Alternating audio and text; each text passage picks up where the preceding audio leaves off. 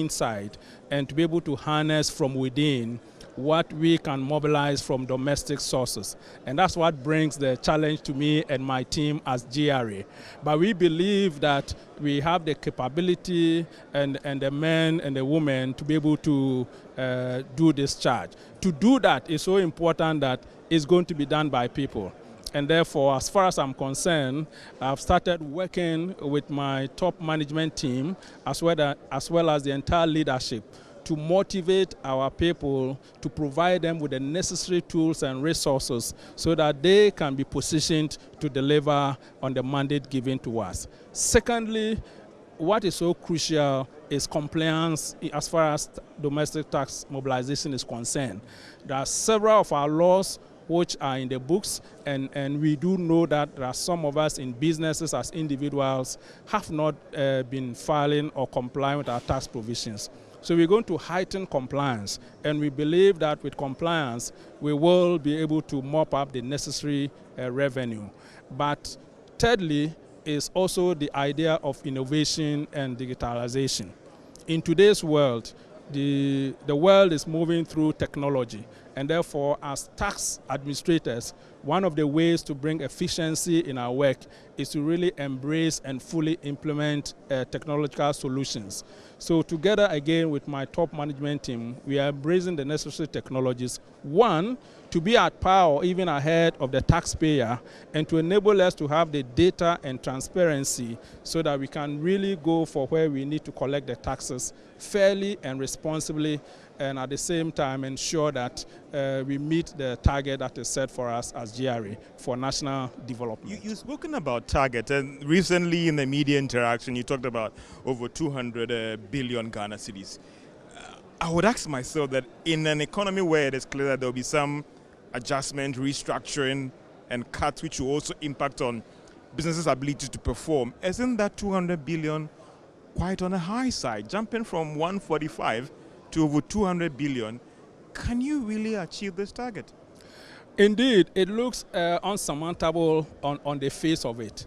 But I believe that with determination, with the right strategies and teamwork, we will be able to meet this challenge. And I say so on the grounds that one, we do know that, as I've already mentioned, there are several areas where our tax handles are not performing. Indeed, the minister did mention about the performance of VAT, which contributes about 17% of our domestic tax composition, compared to our peers that are running around 50%. And therefore, if we focus on VAT, we should be able to close some of the gap. Most of us do know that we go to places to buy items, and the first question we are asked is, do you want a VAT invoice or do you want the other invoice? These are areas that, as Ghanaians, as citizens, we ourselves, without the taxman, we must ensure that we are collecting VAT receipts to make sure that we contribute our quota towards domestic revenue. But from GRA's point of view, we will be rationalizing and looking at efficient ways to improve collection. The other areas also relates to high network individuals. If you look at Accra today, the number of high-rising properties that are coming up. The issue is that we have all these owners in the net. So if we combine these areas which are already existing, but we've not been able to fully tap, and we put in the right strategies and actions, we believe that we will be able to make the target that has been set for us. And I understood that last year that also did quite some miracle for you when it comes to these high net worth individuals who were having accounts outside and all the rest. Is that true that that contributed quite significantly, even with meeting your target for last year? Indeed, it's a beginning of the journey, but we see a high potential there. So we believe that there are two components of that. This is high net worth, which are domestic, and high network who earns income outside the country. There's a huge potential there from the data and insight that we are receiving. And therefore, going forward is one area that we need to deepen to make sure that the individuals and businesses in that area contribute their fair contribution to tax revenue. So before I let you go, there's one line I want to get some understanding from you. In your quest to be compliance and tax compliance and rationalization, how do we draw the line between these enforcement and ensure that businesses also are not antagonized, because their whole fear was that anytime you are heavy on compliance, GRA is ruthless. GRA is not business friendly. Drawing the line between compliance, rationalization, to ensuring that you are good with businesses when it comes to the collections. Help me with some education, because there are some businesses out there that are worried. Thank you very much. This is a very important issue to discuss. It's so important because we need to understand that government collect taxes from businesses when they have created the profits and when businesses are growing. And therefore, as a tax administrator, our primary interest is for businesses to succeed, for businesses to grow. And when businesses grow, the relevant taxes must be paid. And therefore, from GI's point of view, we say we want to be the first. First means that we have to be fair in our actions. We want to act with integrity, and we want to ensure that we are responsive to the issues of taxpayers. And therefore, even in the face of compliance, we have to employ the points of fairness and the points of integrity in dealing with the taxpayer. It's a partnership, and it's not a situation where one is dominating upon the other. And therefore, in looking at issues about compliance, first we'll be looking at education, continuous education of taxpayers who are already in the net, and particularly for taxpayers who are outside the net, to ensure that they are fully aware of their responsibilities and voluntarily comply with the tax provisions. Second is to forge partnership, particularly for taxpayers who are also already in the net that have issues, and to sit down and to dialogue and to resolve issues between them and us as tax administrators, so that they can focus on their business while we focus on collecting the taxes. And thirdly, to use a collaborative approach. And I think that is where sometimes we work with the other security agencies. And this, I believe, may be in the other net, where people who are fully aware of the obligations but decide not to comply with the law. And you will understand me that in that sense, we need to enforce the law and apply some minimum sanctions that will ensure that people will comply with the law in collecting revenue and for national development. Thank you so much, Mr. Stopon. I believe that you'll be kind to these businesses. We'll be getting to the situation of Ghana, and thank you so much for your time, and we'll be coming back to you later, sir. Well, so let me come to the middle, because they have some concerns as well in terms of have the Association of Ghana Industries president here as well. And expectation in the budget. I'll come to you. There are concerns about compliance, which I know that industry will complain a lot, but they've given the assurance that they will be friendly to you. Or let's first start with your major concern with the tax collector chief who is here. No, the major concern between us, the gain is mutual. So if the difficulty is compliance, deploy technology.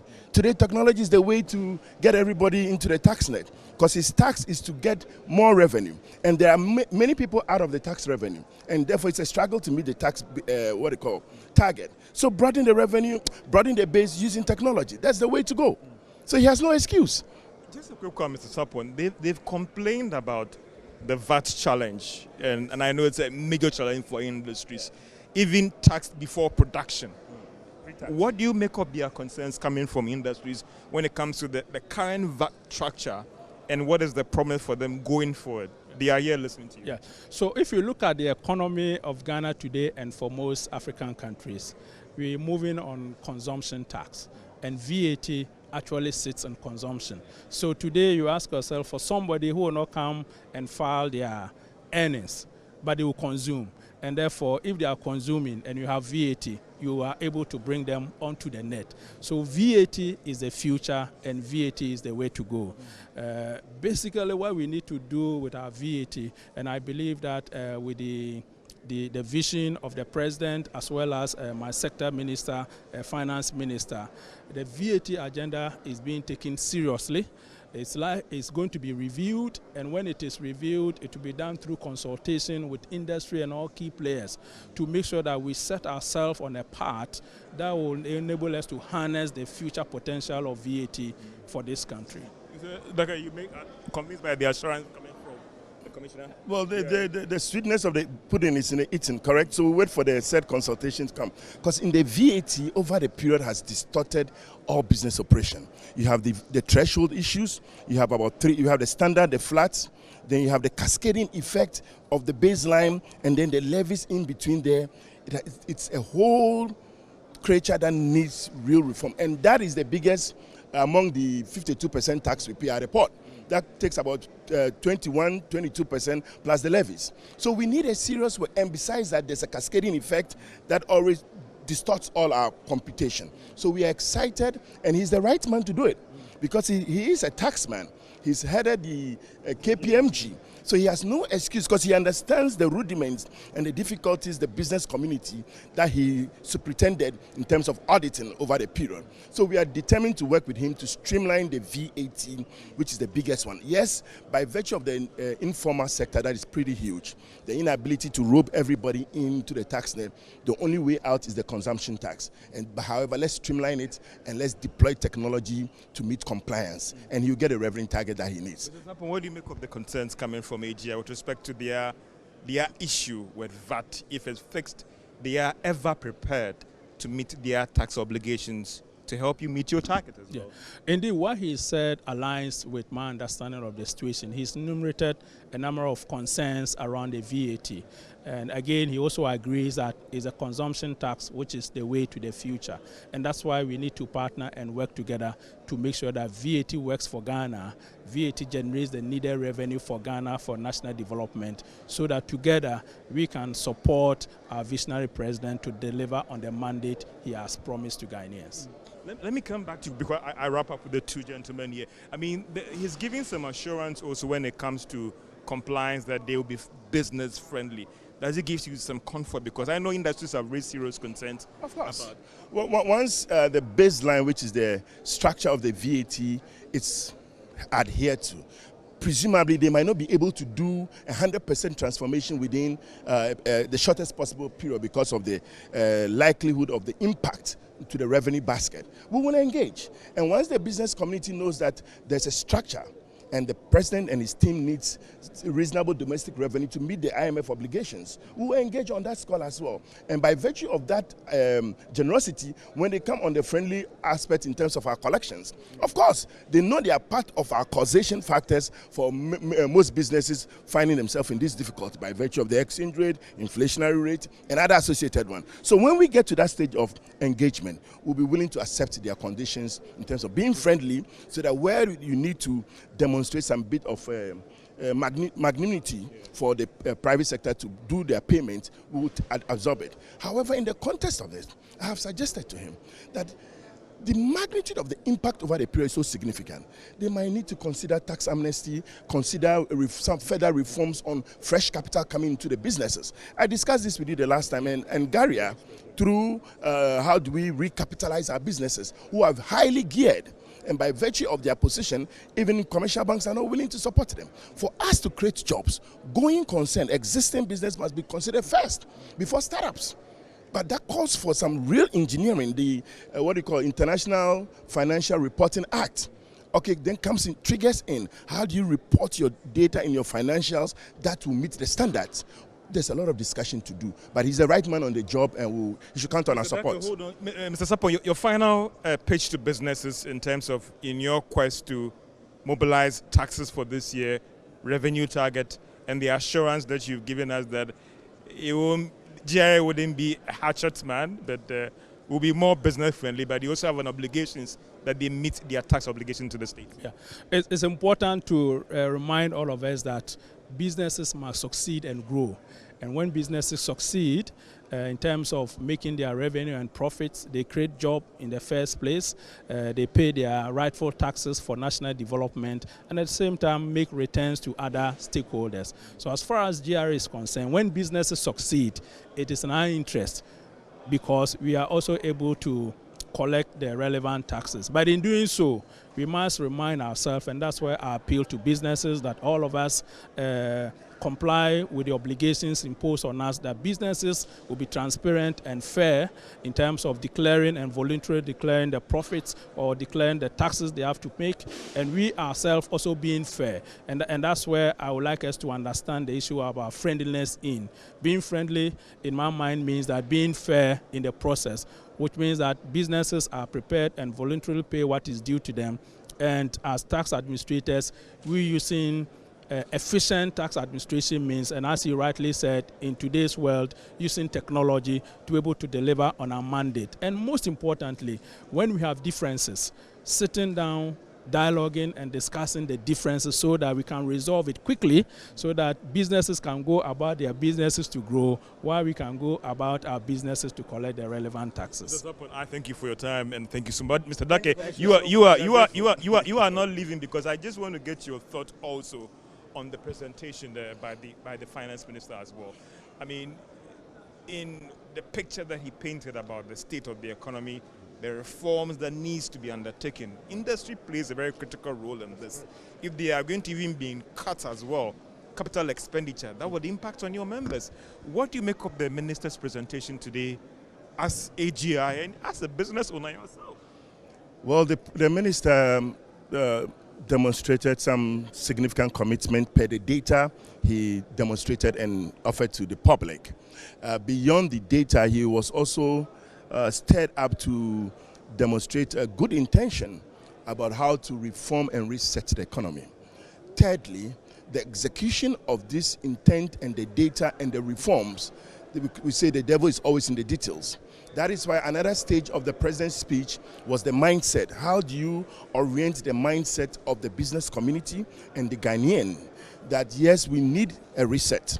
For the reset, it will cost us both positive and negative. There will be some rough times, but you need a mindset of the people to come along with the agenda of the president that the finance minister seeks to execute. So the first strong issue in the room that I picked is the mindset orientation that within this period, we seek to do these reforms. We might do it in stages, or we might do it within a period of a year. Within the first budget that is coming up, we might not front load every reforms immediately. The impact might distort the revenue basket and the various obligations that government seeks to meet. So this engagement is crucial, and we welcome the engagement. How crucial? Because there are some who raised concerns about the relevance of this. The current government had the full mandate of the people during the elections. You promised them in the manifesto. Some are saying that what is this whole thing about a national consensus when, what if the proposals here comes out as contradicting the policies of this government? Well, so I come from the position that yes, they gave a manifesto paper. They made a reality, and the IMF, it's already in the room before they got in there. So they need to align their manifesto with the reality that is in the room. They might not presumably get all their way by their promises at a go. So it calls for negotiation. And it also gives them an opportunity to give the Ghanaian a reset of mind that this is the reality we found. And therefore we can deliver our promises per this model of model 1, 2, 3. So that with that engagement with the public through this platform, it gives them the room to demonstrate what they can do in the incoming budget. But for that, everybody will say, look, this is what you promised, bring on what you promised. But what you promised, I believe, will come in phases. And per what they delivered, it's an opportunity for the finance minister to lay bare the facts and call for the support of the business community and the Ghanaian that, yeah, this is the situation, this is how we can execute it by virtue of our promises. And I think we should give them an opportunity to perfect it. Mr. Dake, I appreciate your time so much. I'll be coming back to you again. So this is our coverage of the National Economic Dialogue coming to you live from the Accra International Conference Center, getting the various perspectives from the private sector, from government officials in terms of what did they make about the current state of the economy and the policy proposals as well. We've been trying very hard to get the former Minister of Finance, Setekwe, as well to join us up here for us to talk in terms of his thoughts on the economy and everything. But it looks like he won't join us as well. So this has been our coverage of the National Economic Dialogue coming to you live from the Accra International. We've not ended. We'll be coming back to you very soon as we try and get those who matter in the economic business space and government officials about their concerns about the economy and the way forward. The name is George. Together with my team here, James Jatta as well, we'll be bringing you more update from the Accra International Conference Center. Over to you guys in the studio. Should maybe more review it so that we can have people contribute more as well. What is your thought on it? And also a bit about the increasing the pension contributions as well. Quick thoughts on this issue that you talked about that in your vetting as well. Yeah. I made it very, very clear that this is an issue that one person cannot speculate on, even at a point where you are a minister. It still demands collective decision making. It demands enough appreciation of the challenges we are facing now. Young people are there looking for jobs. Young people are there making sure that they too are part of the production structure.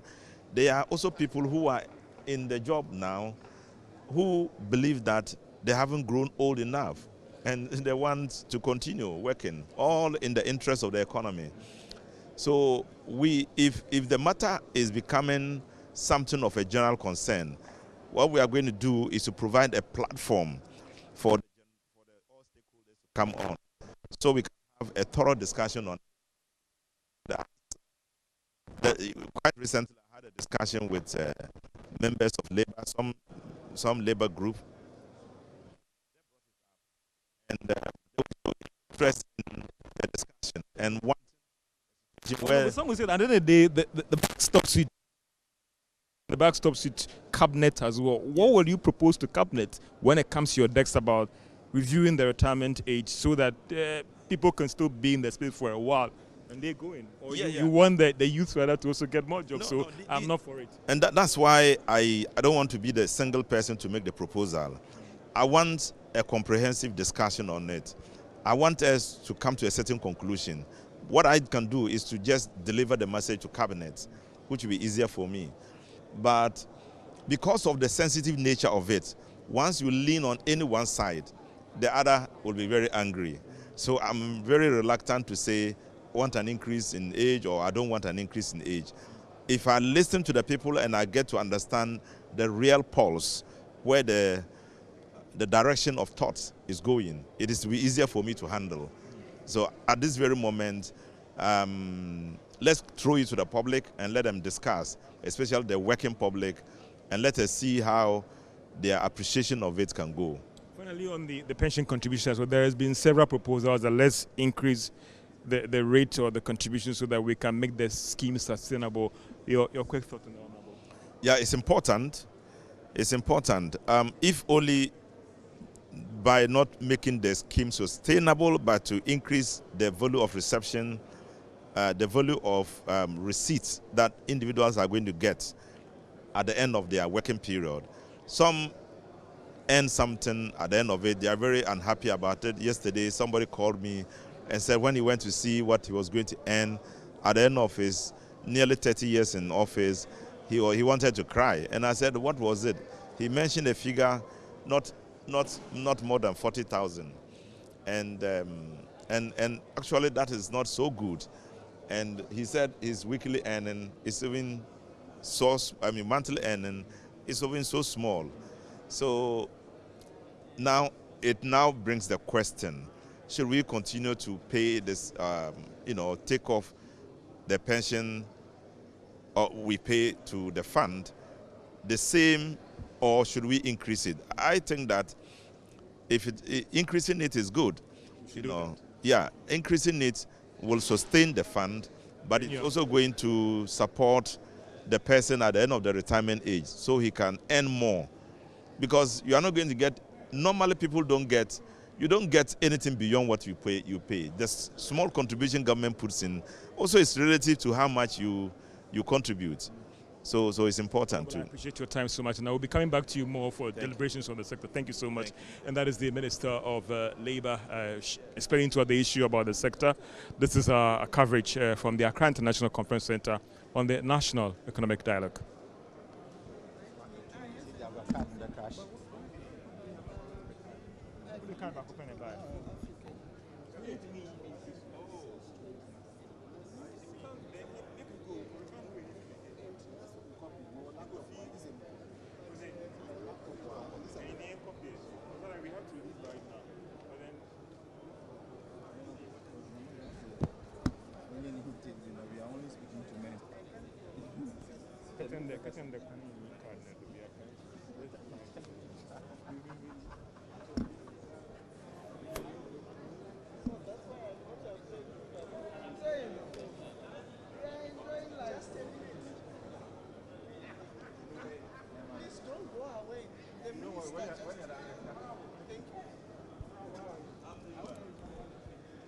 Hey, how about this one?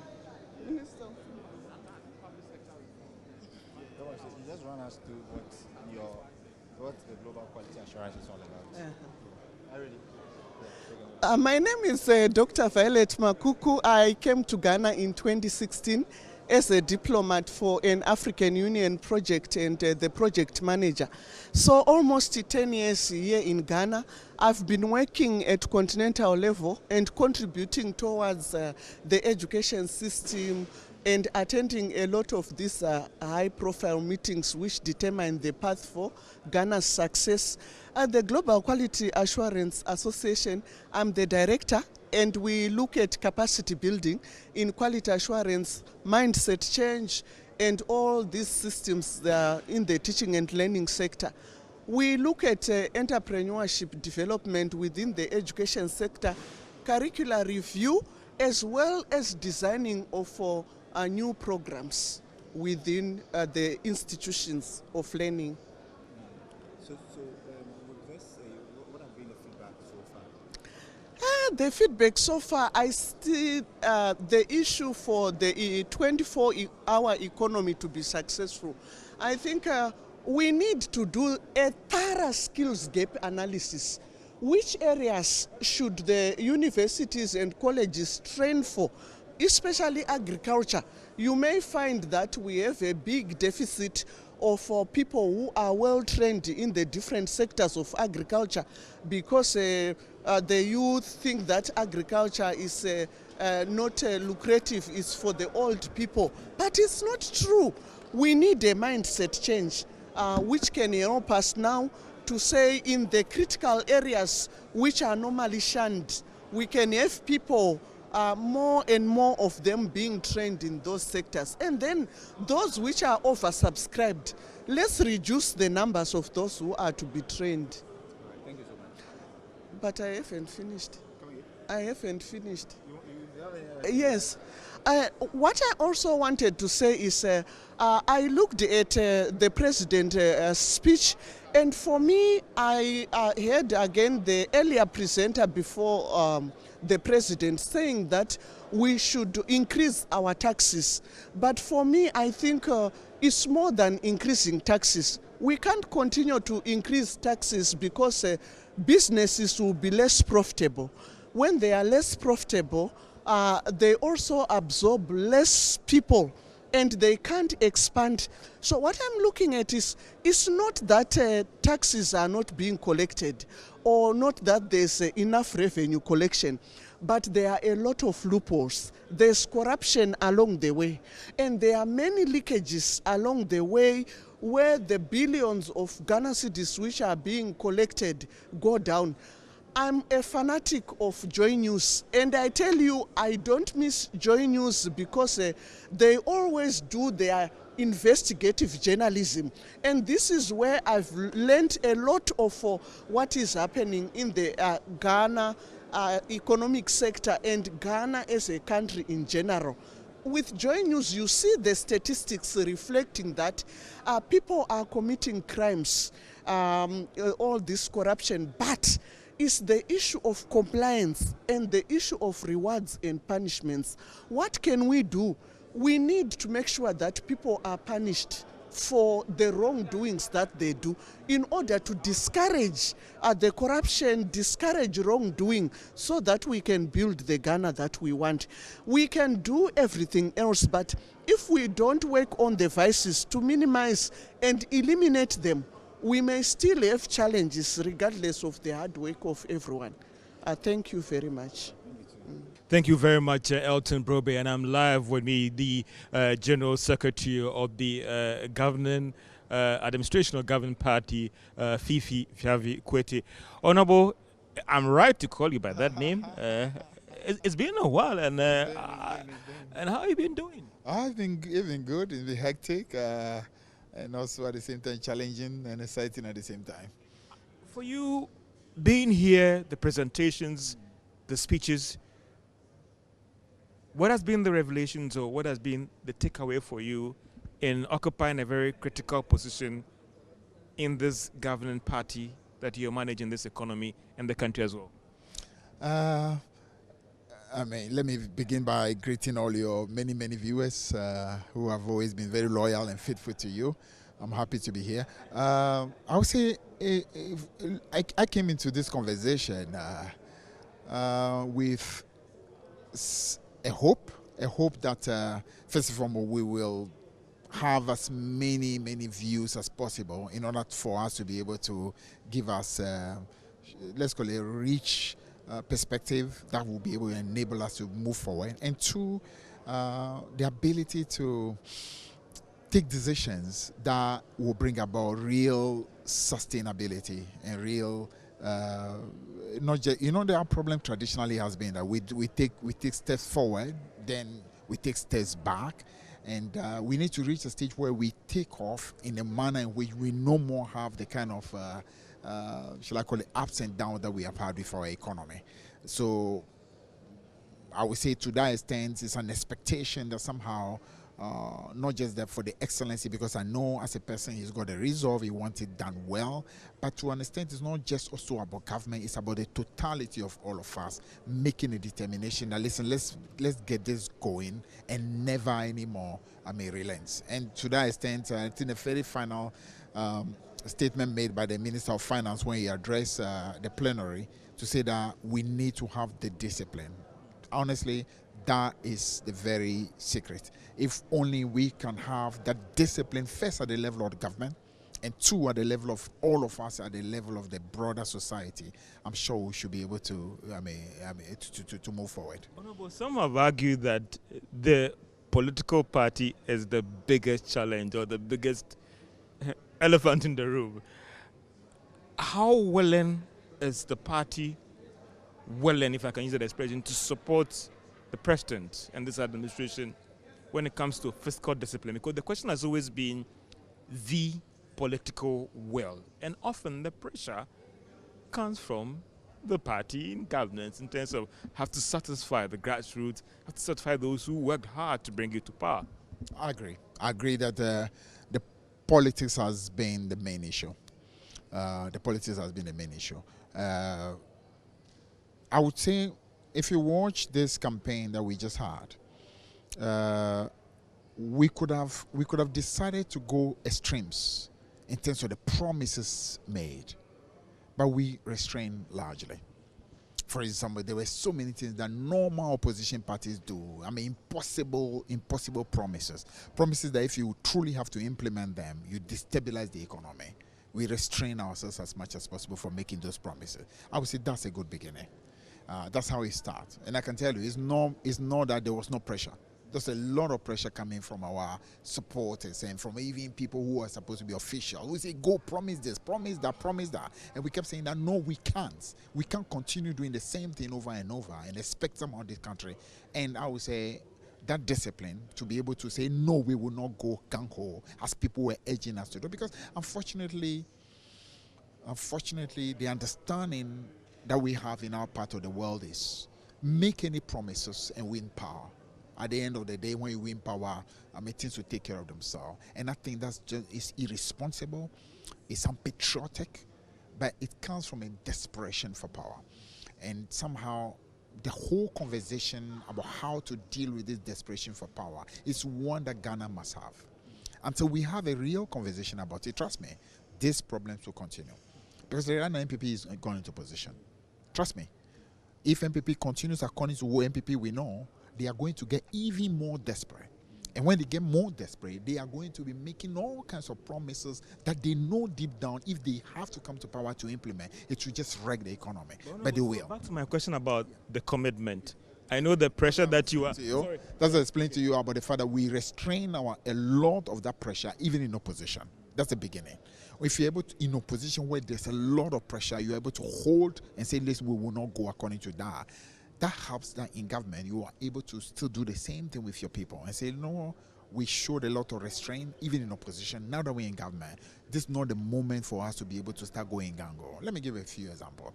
I mean, for example, certain decisions need to be taken now in power. Ordinarily, somebody would have said, you know what, you promised to do this and you promised to do that. Let's say, for example, we promised, TASCA, for instance. Sure.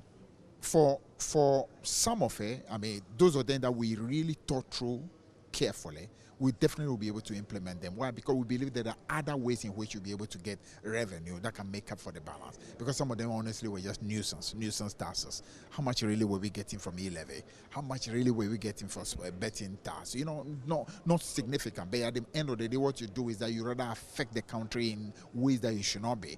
There are other areas where, for example, a lot of monies were literally wasting away, and we've not been able to plug those loopholes and get the system to be compliant to help us get revenue. There's also a lot of places where we literally cause a lot of wastage in the system. So I'm saying, as a whole, we are encouraging the finance minister together with his team to look at the whole of the balance and come to cabinet and make that proposal, and we'll be able to support in order for us to move forward. You're going to give the president, the minister, your full support, because as I said earlier on, that often the pressure comes from the... Yeah, but then that's a good thing. If you have your general secretary who was a former deputy finance minister, it's not the same anymore.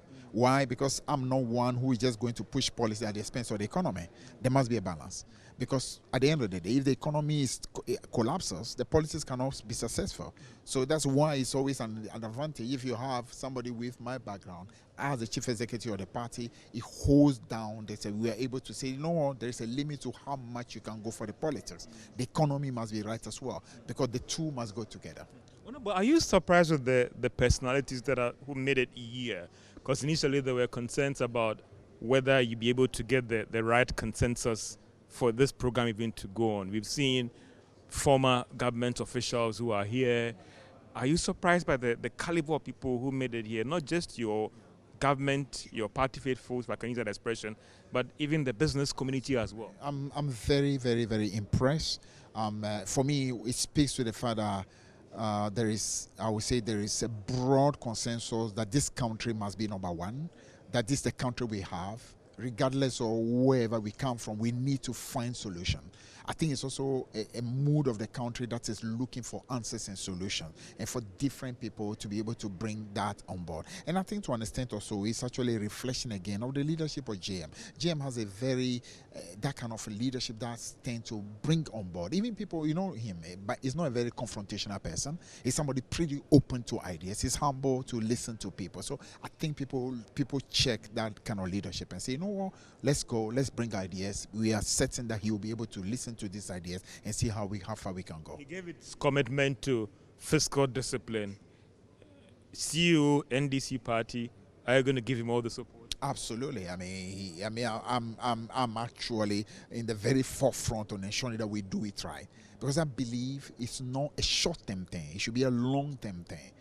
I know it's always an issue of politically you look at it, what it is that can give me benefit right away. But if we are looking for success for the country, we need to be looking a little more medium term. And as a general secretary of this party, I can tell you 100% I'm behind not just him as president, but also behind the finance minister, because I've been there. So I know exactly what it takes. I know why it needs to succeed. So therefore, as a party, we will continue backing them in order to take decisions that will be good for the country. Still on this issue, but moving a little bit away, how are you managing this challenge? There are a lot of people who thought that, Honorable, we did a lot of work that brought this party into this office. We've not been rewarded with the required positions that deserve. There have been demonstrations and all that. How is the party managing to understand that if the economy is fixed, everybody benefits? So how is the party dealing with the challenge where people thought that we did a lot of work, but they are not being rewarded with the required positions and all those things? It's never going to be easy, as you know. I mean, so many people, and the positions are not that many. So what you can rather work on is to first ensure that first those who have been in place are being told to do what is right in order for them to be good ambassadors. You also are looking at the possibilities of generally performing in a manner that everybody will be able to see the benefit of what the victory has brought, and to the extent that it's going well, there are different ways in which different people can find opportunities. Listen, I mean, a lot of people in Ghana do not have access to. In fact, Ghana still largely remains an informal economy. About 80-85% of this country remains a informal economy. It tells you that by and large, economic activity largely is not found within the formal sector, but the informal sector. So we want to encourage a lot of our supporters to say, listen, there are opportunities that still could be found. You don't always have to be employed in government before you can find an opportunity. You know, so there are private businesses that people can do. There are other things. So it's about encouraging a bit of that.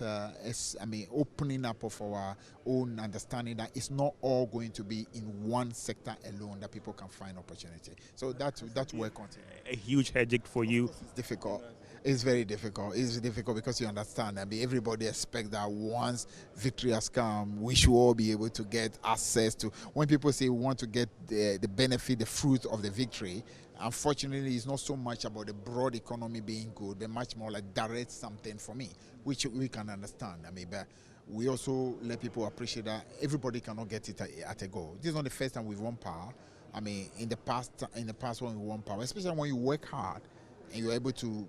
After 4 years, the people feel you've done well enough. They give you another opportunity. It creates opportunity to be able to have other people also have their turn and so on. So I'm sure the most important thing which we keep urging them is that the most important, let's make sure we do what is right and keep faith with the people of Ghana. If you can keep faith with the people of Ghana, a longer opportunity is given, and then other people who today do not have would also be able to have. Final words for Ghanaians, because there's a national conversation. There's a national government that needs to be built. There are some who also feel that they are being alienated because they are not part of your party. They are not holding their cards. I know this party stands before the governance about this issue about jobs and all. What is the communication to them that it's rather Ghana first? And if I'm right, I know you might disagree with then the political party. How do we build that national consensus to get everybody on board? I totally agree. I agree that the country must always be number one. I mean, before any political party. I totally agree on that. And I say that actually, even in my own party programs, I keep repeating that all the time, that it can never be party ahead of country. It has to always be country ahead of the party. Yeah, but then what I would say is that to build the country we want, we all must appreciate that it's not always down to just government. And sometimes when you listen to our conversation, it's almost as if we are helpless, and it's only if government does not do, we cannot achieve anything. I totally disagree with that. I believe that there are still a lot that can be done regardless of the constraints that comes as a result of government inability to be able to provide all the things that we need. Solutions can be found. Individuals, in fact, there are individual companies that are facing difficulty, but still every single year are being able to expand their opportunity, grow their businesses. And I'm saying the same thing can be done at every level. At the informal level, people can still grow, and that all contributes to Ghana becoming better. Honorable, I said it was the last, but this will be my last question as well. And looking at where you're coming from the finance background and all the rest, your friends in the MPP think that you are not being fair to them in terms of your assessment of the state of the economy. They're talking about the Agenda 111, they left money for it, even about the debt situation as well. What do you get? What's your response to the concern that there's a deliberate attempt to paint them black and also justify maybe your inability to undertake certain promises by your party? If you ask me, the State of the Nation address by the president actually was very, very charitable. Trust me, if the roles were reversed and Nana Akufo-Addo or Bawumia had the opportunity to present that State of the Nation address after inheriting the kind of catastrophic economy we have, it would have been an absolute massacre of the NDC. John Mahama, as you know him, is a nice man. So he really tried very hard not to go too hard on them. MPP should actually be happy. If I were president and I had to present their State of the Nation address, I would have absolutely destroyed them. They should actually be thankful that John Mahama, being who he is, actually was charitable to them. Listen, the state of the economy as it is, there's no missing words about it. I actually would say, let even independent people go into those numbers. You as a journalist, you in the what you call in the media, do your own independent and put out the statement and the analysis as they are. There's no exaggeration of the difficulty. The loss that they suffered in the last election itself should tell you the extent to which the people of Ghana feel about how you manage the economy. This loss was not on the back of NDC having had what you call done. No, it is because the people of Ghana saw the manner in which MPP conducted the affairs of the country. And the economy is always number one. And the economy is what the individuals felt. So if you are getting angry because we are stating the true state of the affair, look at your numbers in parliament. Your numbers in parliament should tell you exactly how the people of Ghana felt about how the whole economy was managed. And stop getting angry with the NDC and appreciate that the people of Ghana on their own have passed a verdict. And that verdict is that you have been an absolute disaster as far as the management of the economy is concerned and the way you manage the country. So this is the moment for them to just remain humble instead of getting angry. If I were them, over the next, let's say, up to June, actually will not be making a lot of noise. I would rather be quiet. Allow the country to... You think the aside should be here because the situation is not presented? I think they should be quiet. They should be quiet. I mean, this... Sometimes you feel they want to speak back because there's a pressure on them from their supporters. You need to speak back. But sometimes it's best to just make it very moderate because the country at the moment is not very willing to listen to you, NPP. They've seen 8 years of your rule, and at the end of that period, what they've seen has been nothing short of abysmal performance. So just relax. Allow the country to listen to what it is that is happening at the moment. If over time the country starts feeling and say, "Oh, NDC," instead of telling us what you are going to do, you are focusing too much on MPP, then the country itself will start to react. But the moment for them to be, as it were, getting upset because the truth is being said about the economy, I don't think is the right way. If I were them, honestly, I would just take it low. I would not really be talking. In fact, I did the same thing. In 2017, when we lost, I told a lot of my colleagues in NDC, I was not going to, as it were, be jumping into criticism of the MPP. Give them time. They're just a new government. Let them settle. Over time, the truth will get told. I mean, like the real state will, things will settle and the country will get to know. If NDC is exaggerating today, it won't be long. The country will realize, oh, NDC, you are exaggerating. Time will tell. So just relax. But at the moment, they are too much in a hurry. And you can see from the very way they are conducting themselves in parliament. I keep telling my friend Afenyo Makinda, listen, just relax. You are too much in a hurry. You can't make the sun rise when it's not 6 a.m. When it's 3 a.m. and you are trying to make the sun rise, you are wasting your time. Just relax. When that moment comes and the country is ready to listen to you, it will be. At the moment the country is not ready to listen to you. Honorable, I appreciate your time so much. I know we'll come back to you again to talk on several national issues and the economy issues about, and have a great day. But that has been the General Secretary of the governing NDC party getting his thought on the economy, issues around governance, and also the bit about dealing with concerns from their grassroots and actually responding to some of the issues highlighted at the press conference a while ago from Parliament addressed by the former Minister of Finance, Dr. Mohamed Amin Adom. Elton, if there are no questions, then I can use or borrow the phrase of Joe Latte, the renowned sports broadcaster, that over to you.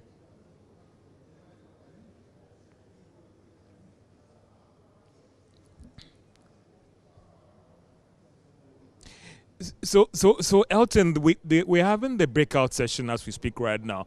Unlike other conferences where these breakout sessions are open, this is more like an invitation-only breakout session. So you have a situation where if you were not invited to be in some of these breakout sessions, be it a business person, even a government official, you cannot have access to it. There's been one already on the fiscal issues. I think it's done already. There's one that happened recently about the private sector development. And there's another one going on about infrastructure as well. Earlier on, I spoke to Seth Tekpe, and he gave me the assurance that whatever recommendation that is going to come out of this meeting would be factored in the 2025 budget, despite the timing as well. So the concerns that this is going to be a normal talk shop, that is not the situation, Elton, on the ground, or that wouldn't be the practice on the ground? I had to check, but I saw Dr. Queta around as well. So I'll try and see whether I can catch him after the session to get his thought on all these things in terms of an interview. Maybe it won't be live, but we'll still get that interview and bring it to you guys in the office as well, Elton.